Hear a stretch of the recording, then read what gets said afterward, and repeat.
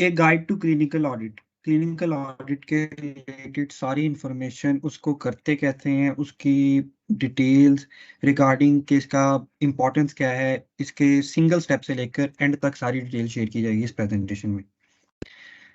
सबसे पहले objectives. At the end of the session you will be able to explain what is audit, audit की internationally recognized जो NICE की definition है वो क्या है, discuss the types of audit, audits की टाइप्स कौन सी होती है, इंटरनल एक्सटर्नल कौन सा होता है, लोकल कौन सा होता है, ऑडिट साइकिल क्या होता है, क्योंकि अक्सर वाइवा क्वेश्चंस में ऑडिट साइकिल पीडीएसए साइकिल पूछा जाता है, और आप टॉपिक कैसे ऑडिट को चूज कर सकते हैं, कंडक्ट कैसे करना है, ऑडिट और रिसर्च में डिफरेंस क्या है, और इसके एडवांटेजेस और डिसएडवांटेजेस क्या है। इससे पहले मैं आपको इम्पोर्टेंस थोड़ी सी शेयर कर दूं कि ऑडिट इतना इम्पोर्टेंट क्यों है। इसके अंदर ना डिफरेंट टाइप्स के जो ट्रेनिंग के क्राइटेरियाज है ना ऑडिट के, मींस ये कि जो इंटरनेशनल मेडिकल ग्रेजुएट की जो ट्रेनिंग्स होती हैं यूके के अंदर, उसके अंदर ऑडिट्स की इंपॉर्टेंस क्या है। ऑडिट को क्वालिटी इंप्रूवमेंट प्रोजेक्ट भी कहते हैं, लेकिन वो कब कहते हैं उसके रिलेटेड मैं आपको फर्दर स्लाइड्स में बताऊंगा। ये इंटरनल मेडिसिन की ट्रेनिंग का क्राइटेरिया है, जो क्राइटेरिया आप फुलफिल करते हैं तो फिर आप आगे चलते हैं। अगर आपने सारे ऑडिट के साइकिल्स किए हैं, 2 साइकिल्स होते हैं ऑडिट के, तभी इसको पीडीएसए साइकिल और क्वालिटी इंप्रूवमेंट प्रोजेक्ट के अंदर लाते हैं, तब आपको पूरे 5 मार्क्स मिलेंगे। अगर आपने सिंगल साइकिल किया तो आपको 3 मिलेंगे, इसी तरह आपने थोड़ी सी इन्वॉल्वमेंट की तो आपको इस तरह इसके हिसाब से मार्क्स मिलेंगे। ये बहुत इंपॉर्टेंट है क्योंकि इसके हिसाब से ही ऑडिट की लोग करते हैं, क्योंकि इम्पोर्टेंस इस एंगल से देखी जाती है ऑडिट की। ये है आरसीपीसीएच यानी पीड्स की ट्रेनिंग का क्राइटेरिया है। उस क्राइटेरिया के अंदर ऑडिट के मार्क्स मैक्सिमम 3 है, उधर 5 थे इंटरनल मेडिसिन की ट्रेनिंग में, यहाँ पे 3 है। 2 मतलब आपने थोड़ा सा इन्वॉल्वमेंट किया है, लोकल किया है। सारी मीटिंग और इसके रिलेटेड मैं आपको फर्दर डिटेल एंड पे बताऊंगा सारी। कोर सर्जिकल ट्रेनिंग में सबसे ज्यादा मार्क्स होते हैं इसके, मैं आपको शेयर कर देता हूँ।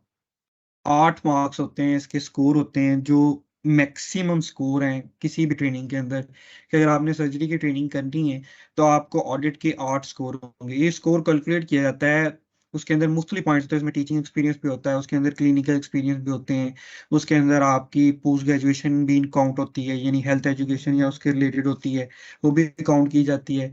इसके अलावा मुख्तलिफ चीज़ें होती हैं, उसके अंदर 8 स्कोर इसके होते हैं, 6 हैं, 4 हैं। इसके अलावा फर्दर अगर आपने प्रेजेंट भी किया किसी मीटिंग पे तो 5 एक्स्ट्रा स्कोर्स हैं, अगर आपने लोकल पे किया तो 3 स्कोर है, आपने किसी भी मीटिंग में नहीं किया तो आपको कोई स्कोर नहीं मिलता। इतनी इंपॉर्टेंट है ऑडिट की। मूव बैक चलते हैं अपने ऑडिट की प्रेजेंटेशन पे। How do ensure the high quality of service. Audit का बेसिक पर्पस ये होता है कि हमें जो करंट प्रैक्टिस होती है ना, उस प्रैक्टिस को इम्प्रूव करना होता है। हमारे यहाँ किस जगह पे डेफिशिएंसीज हैं ऑडिट के रिलेटेड, मतलब ये है कि हमारी जो करंट प्रैक्टिस चल रही है, जिस तरह हम करंटली पेशेंट्स को ट्रीट कर रहे हैं, उसको स्टैंडर्ड के साथ कंपेयर करना है और चेक करना है कि हमारा कितना ज़्यादा बेनिफिट होता है या कि हम कितना इम्प्रूव करते हैं चीज़ों को। ऑडिट नई चीज़ नहीं है, ऑडिट 1854 में स्टार्ट हुआ था, और इसके अलावा फर्दर 1914 में इसके रिलेटेड कुछ चीज़ें मिलती हैं। डेफिनेशन ऑफ ऑडिट, ये डेफिनेशन यूनिवर्सल है, जगह पे यही डेफिनेशन पूछी जाती है। What is clinical audit?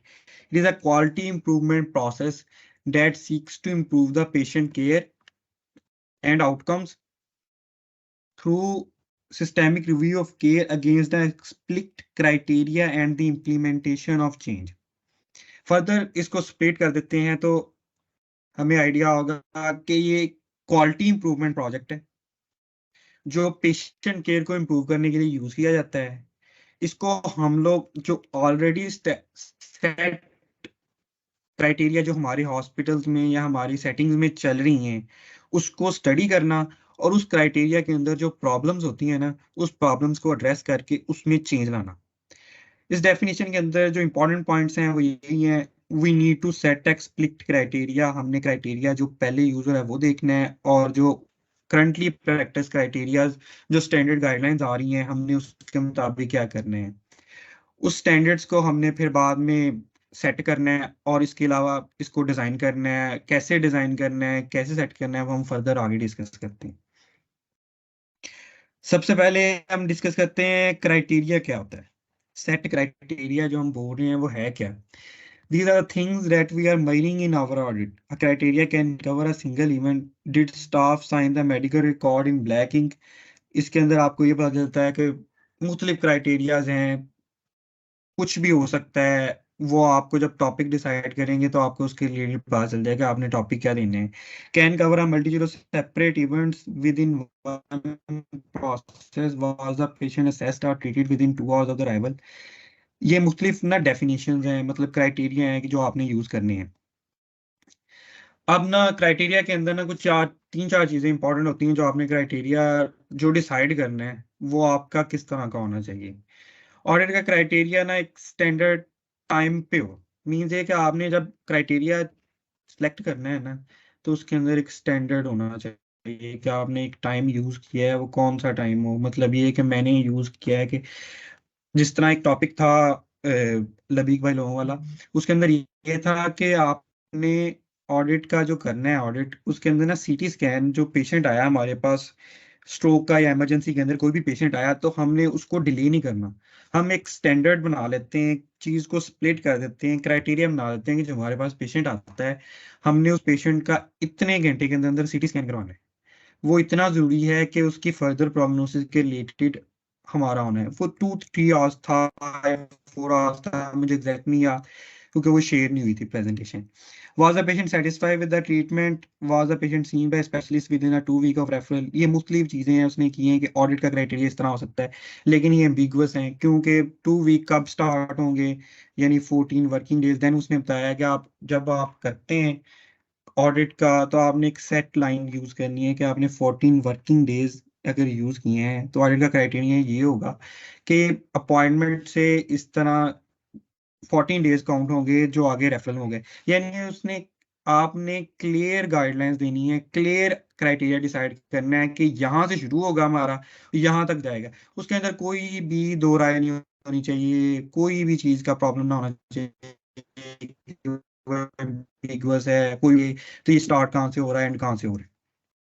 Standards, standards important point है। स्टैंडर्ड्स कैसे सेट करने हैं, 100% स्टैंडर्ड सेट करना, 90% स्टैंडर्ड सेट करना। यानी आपने जो क्राइटेरिया डिसाइड किया है कि आपका ये क्राइटेरिया फिल होना चाहिए, क्राइटेरिया में भी गाइडलाइंस, वो गाइडलाइंस भी हो जाती हैं एग्जैक्ट। आप गाइडलाइंस को कॉपी पेस्ट करें, मतलब ये गाइडलाइन हमारी, ये गाइडलाइन यूज होनी चाहिए लेकिन वो हमारी यूज नहीं हो रही, तो वो कितनी परसेंट पहले यूज हो रही थी वो हमारा कंप्लाइंस होगी, और जो हम लोग ऑलरेडी यूज कर रहे हैं वो कंप्लाइंस होगी, और जो हम लोग अब कर रहे हैं या करना चाह रहे हैं स्टैंडर्ड्स है हमारा। मतलब ये है कि हमने इन चीज को करना है आगे फर्दर, तो हमारा ये 100% होना चाहिए, 95% होना चाहिए, ये क्या होना चाहिए।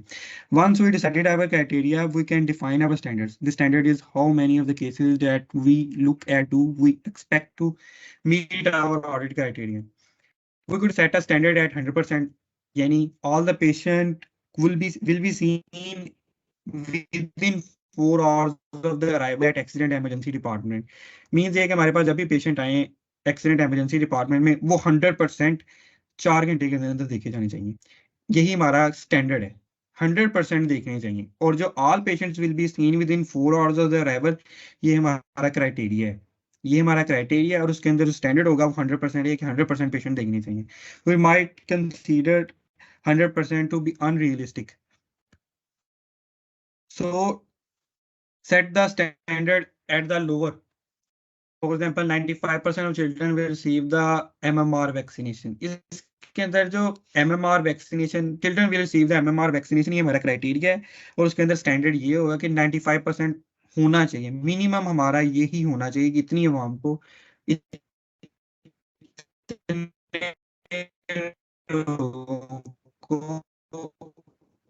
वैक्सीनेशन जानी चाहिए। Language therapy assessment mostly stroke patients जो होते हैं ना उनकी की जाती है। पर्पस ये होता है कि वो अपनी क्या कहते हैं उसको, जो फीडिंग है ना वो स्टार्ट कर लें और साथ साथ थोड़ा थोड़ा सा ना बोलना शुरू कर दें। तो उसके अंदर उसने क्राइटेरिया ये है कि speech and language therapy assessment should be within 24 hour. अगर ये 24 आवर के अंदर होगा क्राइटेरिया, तो इसके अंदर हमारा स्टैंडर्ड ये होगा 50% पेशेंट कम अज कम देखने चाहिए, और 100% तब होगा जब हमारा 72 आवर्स। क्राइटेरिया और स्टैंडर्ड्स के रिलेटेड चीज़ें यहाँ पे तकरीबन क्लियर हो जाती हैं। अगर कोई भी क्वेश्चन होगा, आप ड्यूरिंग प्रेजेंटेशन माइक ऑन करके पूछ सकते हैं कि आपको कोई चीज़ समझ नहीं लग रही, क्राइटेरिया क्या होता है, स्टैंडर्ड क्या होता है। बेसिकली क्राइटेरिया स्टैंडर्ड ही डिफरेंट है इसके अंदर, बाकी सारा A to Z रिसर्च के रिलेटेड ही है, रिसर्च के पॉइंट्स होते हैं, हर चीज़ ये होती है। सिर्फ ये कि इसकी थीम के अंदर क्राइटेरिया और स्टैंडर्ड्स हैं, आपने क्राइटेरिया और स्टैंडर्ड्स को इम्प्लीमेंट करना होता है, एग्जिस्टिंग जो पहले पाए जाते हैं, और जो बाद में आपने इम्प्रूव करने के बाद जो शो करना होता है वो करना होता है। स्टैंडर्ड्स आप कहीं से भी ले सकते हैं, NABH की गाइडलाइंस हो सकती हैं, नाइस की गाइडलाइंस होती हैं, रॉयल कॉलेज की गाइडलाइंस हो सकती हैं, साइंटिफिक रिसर्च पेपर्स हो सकते हैं, लोकल ग्रुप प्रैक्टिस होती है। लोकल गुड प्रैक्टिस के रिलेटेड मैं आपको टाइप्स ऑफ ऑडिट के बारे में बताऊंगा कि लोकल गुड प्रैक्टिस को लोकल ऑडिट कब कहते हैं, इसके रिलेटेड। NABH की गाइडलाइंस की एक एग्जांपल दी हुई है। NABH has policies procedure and guidelines covering many areas. ये इंडियन गाइडलाइंस होती हैं मोस्टली, ऑर्गेनाइजेशन इंडियन की है। इज द इसके अंदर ऑडिट टूल एग्जांपल क्राइटेरिया की दिया है, is the discharge in the discharge patient notes, discharge certificate standard होना चाहिए 100%, yes. Does discharge have a clear diagnosis, criteria ये हो गया हमारा, स्टैंडर्ड होना 100% होना चाहिए। Does it contain info on jet care, ये भी हमारा स्टैंडर्ड और क्राइटेरिया है। नाइस के बारे में बताया गया कि नाइस है क्या। Nice basically national institute of health and care excellence, UK का एक बहुत बड़ा अदारा है जो गाइडलाइंस इशू करता है स्टैंडर्ड्स के रिलेटेड, गुड प्रैक्टिस के रिलेटेड, और दूसरी भी गाइडलाइंस जो हमारी सारी होती हैं, जिसके अंदर हमारी ट्रीटमेंट गाइडलाइंस होती हैं, एथिक्स की गाइडलाइंस हैं, ये सारी गाइडलाइंस नाइस यूके के अंदर इशू करता है मोस्टली। और जब भी नाइस की गाइडलाइंस आप सेलेक्ट करते हैं क्राइटेरिया के अंदर, तो वो गोल्ड स्टैंडर्ड मानी जाती है। तो इसलिए मेरी यही प्रेफरेंस होती है, या जो होती है कोशिश ये कि आप नाइस की गाइडलाइंस को ही सिलेक्ट करें, अदर कोई भी मतलब ना गवर्निंग बॉडी ना सेलेक्ट करें गाइडलाइंस के लिए, सिर्फ नाइस ही सिलेक्ट करें। रॉयल कॉलेजेस हैं, रॉयल कॉलेजेस की गाइडलाइन लिमिटेड होती हैं, उनके अपनी डोमेन के अंदर ही होती है मोस्टली। तो वो सिर्फ रॉयल की जो डोमेन्स है ना उसी के अंदर ज़्यादा एड्रेस की जाती हैं, तो इसलिए बेटर ऑप्शन ये होता है कि आप लोग नाइस की गाइडलाइंस यूज़ करें, रॉयल की कम ही यूज़ करें। लोकल गुड प्रैक्टिस के अंदर लोकल गाइडलाइंस मीन्स ये कि ना, गाइडलाइंस एज सच एग्जिस्ट नहीं करती किसी भी चीज़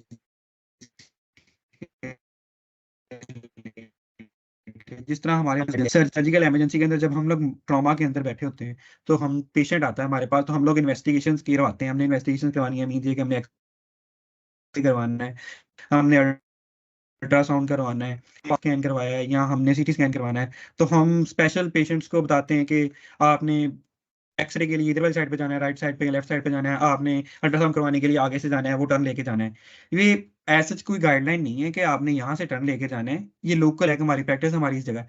हम इसके रिलेटेड ऑडिट कर सकते हैं कि हम लोग वहाँ पे एक लाइट्स लगा देते हैं, कि मतलब ये कि ग्रीन लाइट लगा देते हैं, मेन ट्रॉमा बे के अंदर ग्रीन लाइट होगी, ग्रीन लाइट के साथ साथ एक वॉल लाइट जाती जाएगी, जिस तरह ये होती हैं प्रैक्टिसिंग, ये जो अक्सर यूज होती हैं दीवारों में, यूज नहीं करते, ये लाइट्स होती हैं जो ब्लिंक वाली होती हैं, जो एक लड़ी कहते हैं इसको, वो आप ना पूरी दीवार के साथ लेके जाएं पूरे थ्रू आउट अल्ट्रासाउंड तक। तो आप जब पेशेंट बैठा होगा आपके पास आया, आपने अल्ट्रासाउंड लिखा, हाँ मैंने अल्ट्रासाउंड करवाने जाना है, तो पेशेंट को बताएं ये ना सब्ज रोशनी है, आपने सब्ज रोशनी के साथ साथ जाते जाना है, तो आप अल्ट्रासाउंड पे पहुंच जाएंगे। ये हमारी लोकल मतलब हमने ये काम किया है, इसका कहीं पे गाइडलाइन के अंदर नहीं लिखा हुआ, ये लोकल हो गया। इसके अंदर ये होगा, इसका बेनिफिट ये होगा कि हमारे पास पेशेंट जो आया ना उसको हम लोग स्टैंडर्ड तो नहीं सेट कर रहे, लेकिन हम पेशेंट को इतना कर रहे हैं कि उसकी service improve, patient care improve हुई है, या हमारी हॉस्पिटल की सर्विस इंप्रूव हुई है, जिसके पेशेंट को बेनिफिट हो रहा है, पेशेंट आगे पीछे तंग नहीं हो रहा, उसको ज्यादा देर नहीं। इसका ये फायदा होगा कि हमारे पास जो पेशेंट आएगा इन्वेस्टिगेशन करवा के वो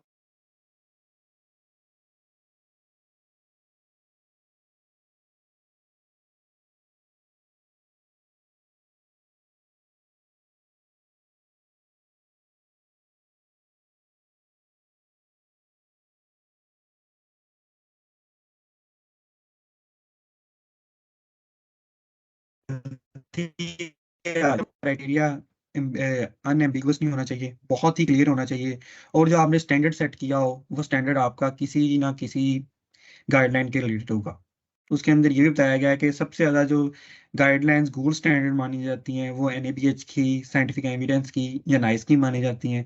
सिल्वर स्टैंडर्ड के अंदर स्टेट पॉलिसी या रजिस्ट्री, जिस तरह हमारी लोकल CDC गाइडलाइन इशू करती है, या फिर हमारी जो FDA इशू करती है, CDC अमेरिकन है, हमारी जो FDA गाइडलाइन इशू करती है, जिस तरह टाइफाइड के रिलेटेड गाइडलाइंस है हमारी के आपने 7 डेज के अंदर टाइफाइड को जब टाइफाइड जब डायग्नोसिस होता है तो आपने 7 डेज के अंदर पेशेंट को जिथ्रोमाइसिन BD में देनी है।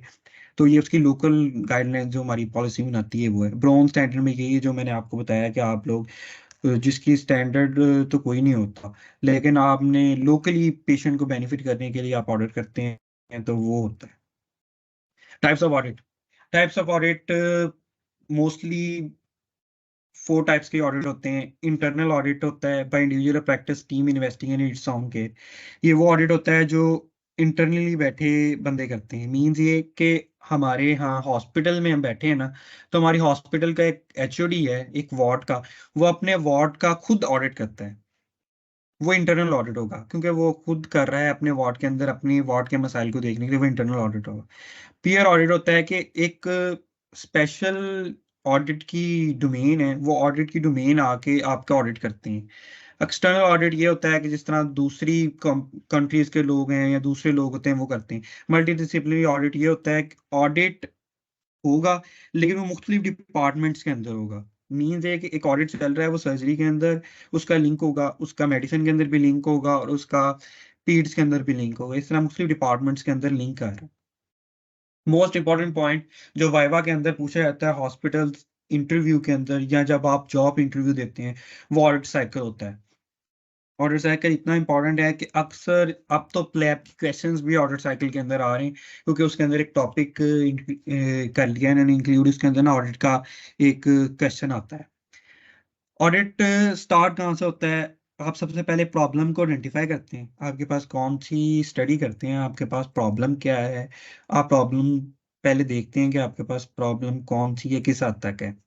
आपने प्रॉब्लम देखी, आपने प्रॉब्लम के रिलेटेड आपके क्राइटेरिया क्या हैं, वो आपने क्राइटेरिया देखे, फिर आपने उसके मुताबिक उसके स्टैंडर्ड्स सेलेक्ट कर लिए, फिर आपने ऑडिट किया।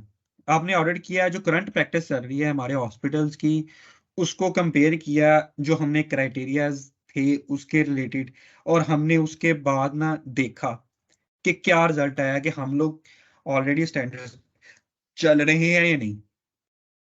जब हमने ऑडिट किया, डाटा कलेक्ट किया, डाटा कलेक्ट करने के बाद हमने उसका एनालिसिस किया, तो हमने प्रॉब्लम्स देखी किस जगह पे प्रॉब्लम आई। मीन्स ये कि हमारे क्राइटेरिया जो सेट थे उसके अंदर किस किस क्राइटेरिया के अंदर इन लोगों ने हमारे यहाँ डेफिशिएंसीज पाई जाती हैं और ये चीज़ें पाई जाती हैं डेफिशिएंसी, उसके अंदर ये स्टेप्स हैं, ये चीज़ें हैं जो प्रॉब्लम्स कर रही हैं या जिसके अंदर हमारे स्टैंडर्ड्स या गाइडलाइंस नहीं लग रही। तो हम ये चीज़ें एनालाइज करके रख लेते हैं। उसके बाद हम लोग नेसेसरी चेंजेस, हम जो हमने जो प्रॉब्लम्स देखी थी उस प्रॉब्लम्स के रिलेटेड हमने अपनी रिकमेंडेशन भी देनी है। हमने ये प्रॉब्लम ढूंढा, हमने ये प्रॉब्लम देखा, ये प्रॉब्लम यहाँ पे आया, इस प्रॉब्लम को हमने इस तरह चेंज करना है। इस तरह चेंज करना भी आपका ही काम है। आप जब ऑडिट करते हैं तो आपने ही चेंजेस भी बतानी होती हैं कि आपने कौन सी करनी है। ये हमारा रिकमेंडेशन के अंदर आता है। रिकमेंडेशन के बाद आप एक्शन प्लान भी बताते होते हैं कि आपने ये कैसे चेंजेस लानी है। इसके बाद आप फिर री ऑडिट करते हैं। जब आप री ऑडिट कर लेते हैं तो एक क्वालिटी इंप्रूवमेंट प्रोजेक्ट हो जाता है। री ऑडिट एक इंपॉर्टेंट कंपोनेंट है क्वालिटी इंप्रूवमेंट प्रोजेक्ट के लिए कि आप री ऑडिट करते हैं। कुछ जगह पे ये मार्क्स ना, जहाँ पे आप नेसेसरी चेंजेस यानी रिकमेंडेशन तक बता देते हैं ना, तो आपको एक मार्क्स स्कोरिंग क्राइटेरिया में मिल जाते हैं, 2 मिल जाते हैं, कुछ के 3 भी होते हैं इस तरह। लेकिन जब आप री ऑडिट करते हैं तो आपको फुल मार्क्स मिलते हैं, और री ऑडिट के बाद उसको प्रेजेंट करने के बाद और ज्यादा एक्स्ट्रा मार्क्स मिलते हैं। सेकेंड इंपॉर्टेंट पॉइंट जो क्वेश्चन में पूछा जाता है, PDSA साइकिल एग्जैक्ट नेम के साथ आता है। ये royal college of paediatrics and child health के अंदर एक टॉपिक है। उस टॉपिक के अंदर इसके रिलेटेड प्रॉपरली क्वेश्चंस पूछे जाते हैं। व्हाट इज PDSA साइकिल, तो ये MCQs में आता है, इसकी तरतीब पूछी जाती है। ये स्टार्ट होता है P से, प्लान। सिमिलर चीजें हैं ऑडिट साइकिल के रिलेटेड, लेकिन इसको थोड़ा सा ना उन्होंने मॉडिफाई किया हुआ है क्वालिटी इंप्रूवमेंट के रिलेटेड। प्लान करते हैं आप, सबसे पहले अपने प्रॉब्लम को आइडेंटिफाई, उसका ऑब्जेक्टिव देखा, आपने क्वेश्चंस और प्रिडिक्शन बनाई कि आपने जो देखी हैं उसके अंदर क्या क्या चीज़ें आई हैं, और आपने अपना प्लान बनाया कि मैंने इस प्लान को कैसे कैरी आउट करना है, यानी मैंने कौन सा एरिया किस जगह पे करना है, कैसे करना है, कब करना है, ये हमारा प्लान हो गया।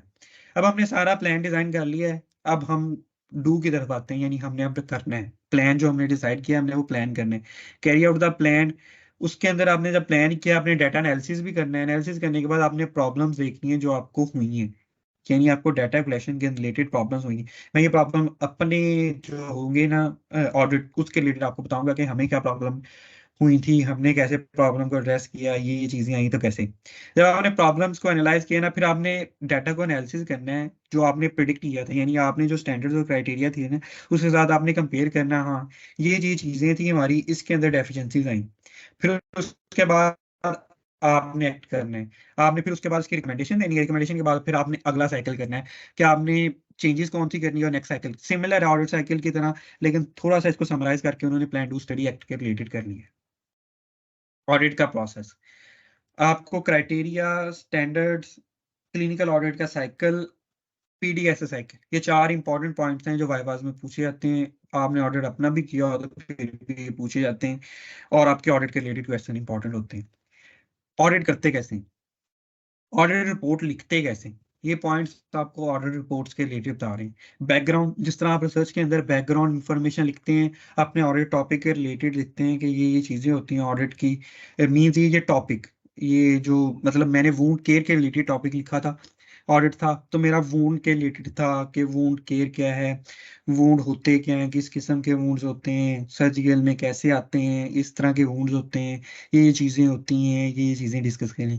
Literature review, just like research होता है, जिस तरह रिसर्च के अंदर आप इसी के रिलेटेड जो ऑडिट्स होते हैं वो आप लोग डिस्कस करते हैं कि हुए हैं या नहीं, मोस्टली ऑडिट्स बहुत कम होते हैं।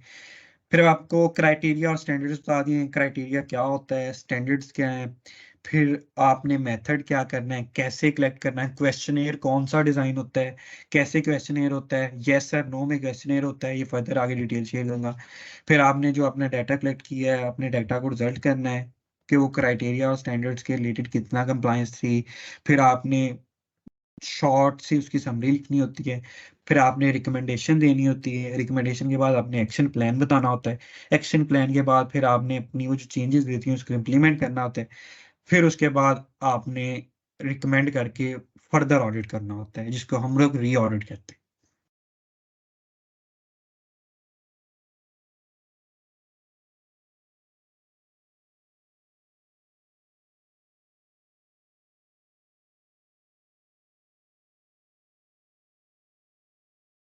But local concern, ward variance, और या फिर आपकी ना पॉपुलेशन ज़्यादा होनी चाहिए, और ये कॉस्ट के रिलेटेड, क्योंकि हम लोग क्या कहते हैं बैकवर्ड कंट्रीज हैं, लो इनकम कंट्रीज माने जाते हैं, तो हमारे यहाँ कॉस्ट के रिलेटेड इतना पॉइंट इंपॉर्टेंट नहीं है, आगे आपको कॉस्ट के रिलेटेड वो ज़्यादा बताएगा, लेकिन कॉस्ट के रिलेटेड हमने इतना ज़्यादा डिस्कस नहीं करना, हमारा कॉस्ट के रिलेटेड इतना इशू नहीं होता, हमने सिर्फ वो चीज़ें करनी है जो हमारी रेलिवेंट होंगी, हमारे कॉस्ट जो बचाती होंगी, क्योंकि हमारे यहाँ क्वालिटी इंप्रूवमेंट तब भी होती है जब हम लोग पैसे बचाते हैं गवर्नमेंट के। स्मार्ट स्टैंडर्ड्स क्या होते हैं? ये अक्सर ना जो उसके अंदर होता है ना क्वेश्चन इंटरव्यू के अंदर वो पूछा जाता है what is smart standards. Smart mean जो आपने स्टैंडर्ड सेलेक्ट, जो आपने क्राइटेरिया सेलेक्ट किया है ना वो स्पेसिफिक होना चाहिए, covers one topic only, measurable होना चाहिए इन अ प्रैक्टिकल वे, मतलब ये कि आप करें और वो आपको डाटा कलेक्ट हो सके, अचीवेबल, आप जो करेंगे उसके बाद जो आप इम्प्लीमेंट करेंगे वो अचीव होना चाहिए, रेलिवेंट, वो पेशेंट के रिलेटेड या हमारे रिलेटेड होना चाहिए। टाइम स्केल ये होगा कि हमारे वो लिमिटेड पीरियड के अंदर काम करता हो, यानी हम लोग ने 3 मंथ्स के अंदर किया है तो हमारा ये इतने टाइम स्केल के अंदर अच्छा रिजल्ट दे हमें। स्टार्ट करते हैं ऑडिट के एग्जांपल से। प्रेजेंटेशन मोस्टली कॉपी पेस्ट है, तो टॉपिक ऑफ इंटरेस्ट कार से स्टार्ट करते हैं कि हमारी जो कार है ना उसके, वो हमारा सब्जेक्ट हो गया, यानी हमारा टॉपिक ऑफ इंटरेस्ट हो गया। इसके ऊपर हमने अब क्राइटेरिया लगाने हैं और स्टैंडर्ड्स लगाने हैं। क्राइटेरिया में हम लोग एवरेज फ्यूल की बात करते हैं, फ्यूल एफिशिएंसी यानी हमारी कार जो है ना वो कितने माइलेज निकालती है, मीन्स 1 लीटर के अंदर वो कितने किलोमीटर चलती है, 17-18 किलोमीटर चलती है। तो ऑब्जेक्टिव ऑडिट ये क्या है कि जो ऑडिट का आप कर रहे हैं ना वो सारों, मगर आप किसी बंदे ने आपका ऑडिट पढ़ा हुआ है ना, तो उसको पता चले कि यार हाँ ये ऑडिट इसी तरह हुआ है, उसको सिर्फ देख के ही पता चल जाए कि आपने ऑडिट किया है अगर वो किस तरह हुआ होगा। ऑडिट के अंदर पहले भी मैंने बात बताई थी, क्राइटेरिया अनएम्बिगुअस नहीं होना चाहिए, बहुत ही क्लियर बात होनी है। आगे आगे स्टैंडर्ड्स, स्टैंडर्ड्स के अंदर ना उसने हमने स्टैंडर्ड सेलेक्ट कर लिए हैं मुख्तलिफ गाइडलाइंस के। इन्वायरमेंटल प्रोटेक्शन एजेंसी ये बताती है कि एक गाड़ी जो है ना वो 17.2 माइल्स पर गैलन हमें एवरेज दे, इसके अलावा दूसरा 8.1 माइलेज पर। तो जो तीसरा बताया royal college of sports car, means ये कि हमने ये फर्जी चीजें बताई हुई हैं कि वो इतने माइलेज दे।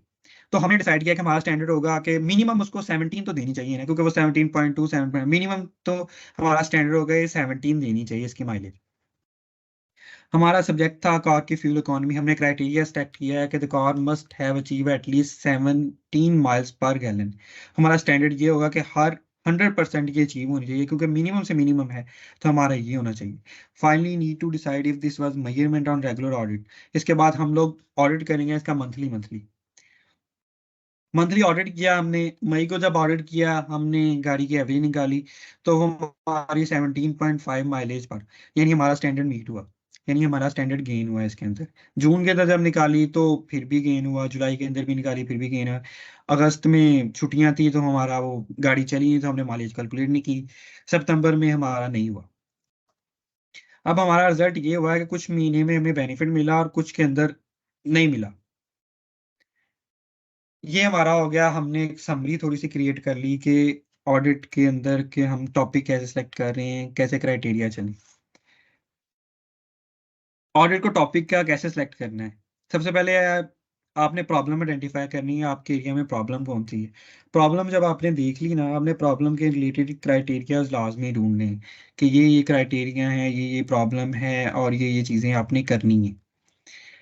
क्राइटेरिया फिर आपने नाइस के जिस तरह हमने पहले डिस्कस किया उसी तरह यूज करने हैं। स्मार्ट को मैंने ऑलरेडी डिस्कस कर दिया है कि आपने स्मार्ट स्टैंडर्ड्स यूज करने हैं। स्मार्ट होता क्या है, स्पेसिफिक हो, मेजरेबल, अचीवेबल हो, रियलिस्टिक हो, टाइमली वे हो। ये ऑडिट जो डिस्कस करने लगे हैं इंसुलिन के रिलेटेड, ये एमआरसीपी की वेबसाइट पे ऑफिशियल ऑडिट पड़ा हुआ है, जो उन्होंने जस्ट एन एग्जांपल शेयर किया था कि आपने ऑडिट को ऐसे करना है। तो टॉपिक ये था कि इंसुलिन की जो डोज उसके रिलेटेड है ये चीजें।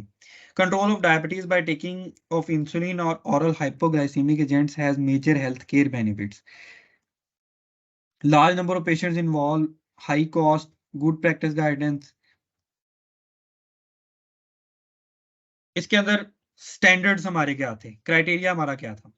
Does the prescription contain instruction as dose and frequency, यानी जो हमारा पेशेंट आ रहा है जिसको हम लोग इंसुलिन या ओरल हाइपोग्लाइसीमिक्स दे रहे हैं, उसके पास जो होगी प्रिस्क्रिप्शन उसके अंदर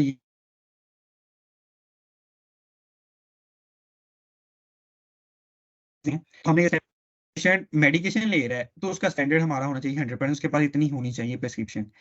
बाद में हमने स्टैंडर्ड सेट किया कि क्राइटेरिया सेलेक्ट किया कि पेशेंट कंप्लाइंट होगा, जो हमने मेडिसिन दी है उसके रिलेटेड कंप्लाइंट हुआ, तो हमने 85% इसका स्टैंडर्ड सेलेक्ट किया।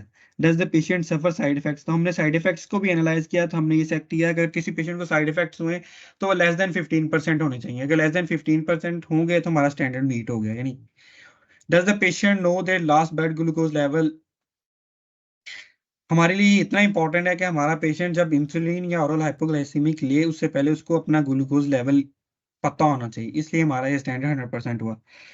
पेशेंट स्मोक करता है, हाईली रेलिवेंट है, पेशेंट स्मोक करता है नहीं करता है, तो इसके लिए हमारा 0% स्टैंडर्ड होगा। How does the how dose has been added to the medication label, ये हमारे ऊपर, क्योंकि हमारा स्टैंडर्ड क्राइटेरिया होना चाहिए कि जो पेशेंट प्रिस्क्रिप्शन लेके आ रहा है उसके अंदर हर चीज होनी चाहिए। ऑडिट टूल के अंदर जो ऑडिट का क्वेश्चनियर होता है ना, उसके अंदर यस और नो के ही आंसर्स होते हैं, सही है ना। तो हमने जो पीछे क्वेश्चंस लिखे थे ऑडिट के क्राइटेरिया के, हमने उसको फिर क्वेश्चनेयर में कन्वर्ट किया। क्वेश्चनेयर के अंदर हमने यस एंड नो के आंसर पूछे। वाज द अप्रोप्रिएट इंस्ट्रक्शन, जो हमारे पास पेशेंट लेके आ रहा था इंसुलिन की प्रिस्क्रिप्शन लेके, उसके अंदर अप्रोप्रिएट इंस्ट्रक्शंस थी या नहीं? पेशेंट मेडिकेशन का पता था कि उसको कह सकते नहीं, पेशेंट जो मेडिकेशन दे रही है उसको कंप्लाइंट था, साइड इफेक्ट्स हो रहे थे, ग्लूकोज लेवल उसने मेजर किया पहले, पेशेंट स्मोक करता है नहीं, और उसकी लेबल जो हमने डोज दी थी उसके ऊपर लेबल किया हुआ है नहीं। ये हमारा डाटा कलेक्ट किया, उसके अंदर ये कंप्लाइंस आई, इतने परसेंट आई, इतना इंपॉर्टेंट नहीं है, जस्ट ये कि आप कंसेप्ट ले लें, ये चीजें हैं।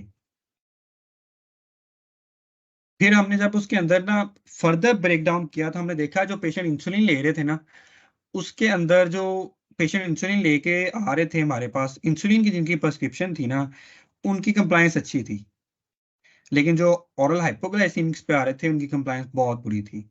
तो हमारा ऑडिट ये हुआ कि हमारे जो पेशेंट आ रहे थे, हमारा इंसुलिन जो लेकर आ रहे थे ना, जिनकी इंसुलिन की प्रिस्क्रिप्शन थी, वो ज़्यादा अच्छा मैनेज कर रहे थे एज कम्पेयर टू जिनकी ओरल हाइपोग्लाइसेमी की। तो हमें इसके अंदर प्रॉब्लम ये मिली कि हमने जो ओरल हाइपोग्लाइसेमिक है ना, जो लोग लेकर आए, वो हमारा पॉइंट ऑफ इंटरेस्ट बन गया कि हमने इनके ऊपर इम्प्लीमेंटेशन रिकमेंडेशन देनी है अपनी, कि ये चेंजिंग ये करें तो हमारा ये होगा, बेहतर हो जाएगा इससे। ऑडिट रिपोर्ट के रिलेटेड गाइडलाइंस वो मैं आपको अपनी ऑडिट रिपोर्ट के बाद बताऊंगा कि ऐसे करनी है, ऐसे लिखनी है। कम्प्लेक्स स्टैटिस्टिक एनालिसिस, सिंपल सी बात है, ऑडिट के अंदर इतनी ज़्यादा एसपीएसएस का रोला नहीं होता जिस तरह हमारे रिसर्च के अंदर ये होता है। आपने सिग्निफिकेंस भी कैलकुलेट करनी है, आपने ये टेस्ट लगाने, यही होता है। सिंपल यस और नो में आंसर्स होते हैं।